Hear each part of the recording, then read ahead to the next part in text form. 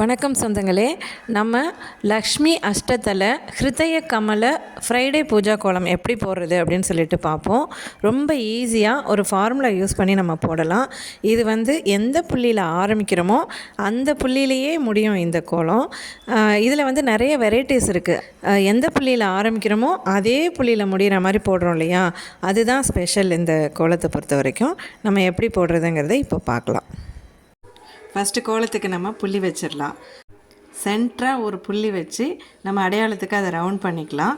அதுக்கப்புறம் 8 டைரெக்ஷன்லேயும் 5 புள்ளி வைக்கணும். அதை தான் நான் இந்த படத்தில் காமிச்சிருக்கேன். இப்போ நான் புள்ளி வைக்கிறதையும் உங்களுக்கு காமிக்கிறேன்.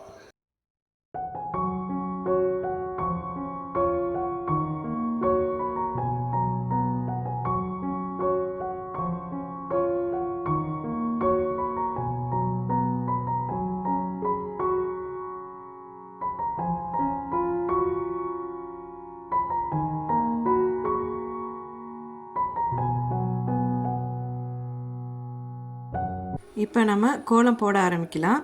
அதுக்கு ஒரு ஃபார்முலா யூஸ் பண்ணோம்னா ஈஸியாக அந்த கோலத்தை போட்டுடலாம். பார்ப்போம். அதாவது 1 3 5 போட்டாச்சா, அதுக்கப்புறம் 2, அதுக்கப்புறம் 4வது புள்ளி அடுத்த ரோவில் 4வது புள்ளியில் இணைக்கணும். அதுக்கு அடுத்தது அடுத்த ரோவில் 1வது புள்ளியில் இணைக்கணும். இதுதான் ஒரு இது. நம்ம ஆரம்பித்த புள்ளியிலே தான் அந்த கோலம் முடியும். இப்போ 1வது புள்ளியில் முடிஞ்சதுலையே அதே மாதிரி மறுபடியும் 1 3 5, அப்புறம் அடுத்த ரோவில் 2, அடுத்தது 4, இப்போ தான் 4 வரப்போகிறோம். 4, அடுத்தது 1, அடுத்த ரவுண்டு முடிஞ்சிடுச்சா, மறுபடியும் 1லேருந்து 3 5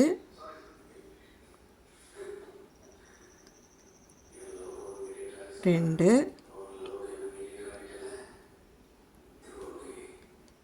4 1, திருப்பி அதே மாதிரி ரவுண்டு 1 3 5 2 4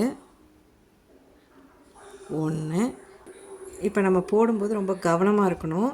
இந்த ஃபார்முலாவை யூஸ் பண்ணி நம்ம கடைசி வரைக்கும் பொறுமையாக போடணும். ஒரு புள்ளி மாறினா கூட கோலம் மாறி போயிடும். இந்த ஃபார்முலா தான் நமக்கு ரொம்ப யூஸ்ஃபுல்லாக இருக்கும். ஆனால் ஃபார்முலா ஞாபகம் இல்லாமல் போட்டோம்னா கொஞ்சம் கன்ஃபியூஸ்ட் ஆகிடும் நமக்கு. இதை மைண்டில் வச்சுக்கிட்டு நம்ம போடணும். நீங்கள் போட்டு பார்த்துட்டு எப்படி வருதுன்னு சொல்லிவிட்டு எனக்கு கமெண்ட் பாக்ஸ்லேயும் சொல்லுங்கள். இந்த கோலத்தை நம்ம ஃப்ரைடே அன்னைக்கு பூஜா ரூமில் போடலாம். இதில் என்ன ஒரு விசேஷம்னா, லக்ஷ்மிக்கு பிடித்தது தாமரை இல்லையா, அந்த தாமரை மலரும்போது எப்படி ஒரு தெய்வீகத்தன்மை இருக்கோ அதே மாதிரி இந்த கோலத்தை பார்க்கும்போதும் நமக்கு தெய்வீகத்தன்மை கிடைக்கும். ஒரு பாசிட்டிவ் எனர்ஜி நமக்கு கிடைக்கும். உங்களுக்கு காமிக்கிறதுக்காகவே எங்கள் வீட்டு வாசலில் நான் போட்டிருக்கேன். கால் மிதிப்படாத இடத்துல நான் போட்டு காமிச்சிருக்கேன். அது மட்டும் இல்லாமல் துளசி செடி முன்னாடி, துளசி மாடம் வச்சுருக்கோம் இல்லையா, அது முன்னாடி போட்டோம்னாலும் ரொம்ப அழகாக இருக்கும், ரொம்ப தெய்வீகத்தன்மையோடு இருக்கும். இப்போ கோலத்தை நான் கடைசி வரைக்கும் போட்டு முடிச்சிட்டேன். இப்போ நீங்கள் பாருங்கள், அது அந்த 8 திசையிலையும் அந்த இதய கமலம் அவ்வளோ அழகாக இருக்கும். இது டிசைன் 1. வேறு டிசைன்ஸ் என்னென்னன்றதை நான் அடுத்தடுத்த வீடியோஸில் நான் உங்களுக்கு போடுறேன். மேலும் மேலும் நம்ம இந்த ஹிருதய கமலம் கோலத்தை டிசைன் நம்ம பண்ணலாம். நம்மளுடைய கற்பனை திறன் தான். கோலமே ஒரு ஆர்ட்டு தான் இல்லையா. இப்போ இந்த மாதிரி நான் கொடுத்துக்கிறேன். இதுக்கு நம்ம கலர் கொடுக்கலாம், காவி கொடுக்கலாம். It is believed that spirituality unfolds as the lotus blossoms. பார்த்திங்கன்னா அந்த பூக்கள்லேருந்து வர்றது தாமரை மலரும்போது எப்படி ஒரு தெய்வீகத்தன்மை இருக்குமோ அதே மாதிரி நம்ம மனசுக்கும் அந்த தெய்வீகம் மலரும் அப்படின்னு சொல்லிட்டு சொல்கிறாங்க. வேறு மாடல் எப்படி போடுறதுங்கிறத நான் வேறு வீடியோஸில் போடுறேன்.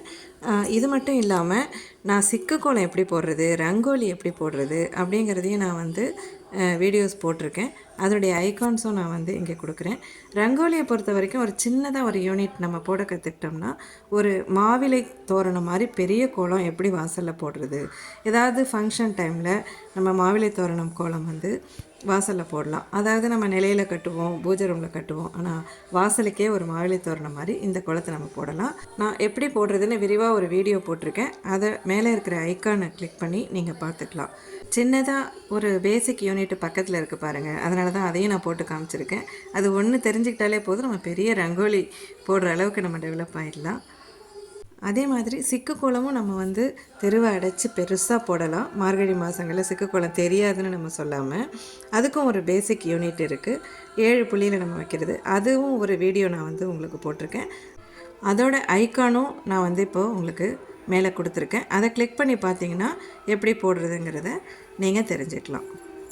இந்த 3 வீடியோலையும் சிக்கு கோலம் எப்படி போடுறது, ரங்கோலி கோலம் எப்படி போடுறது, பெரிய அளவில் நம்ம போடுறதுக்கு நம்ம தயாராகிட்டோம். அதே மாதிரி பூஜை ரூமில் போடுறதுக்கும் ஒரு அழகான கோலம் வந்து நம்ம கற்றுக்கிட்டோம். என்னோடய எல்லா வீடியோஸையும் பார்க்குறதுக்கு மறக்காமல் என்னை சப்ஸ்கிரைப் பண்ணுங்கள், லைக் பண்ணுங்கள், ஷேர் பண்ணுங்கள் அண்ட் கமெண்ட் பண்ணுங்கள். என்னை சப்போர்ட் பண்ணுற அத்தனை நல் உள்ளங்களுக்கும் நன்றி சொந்தங்களே.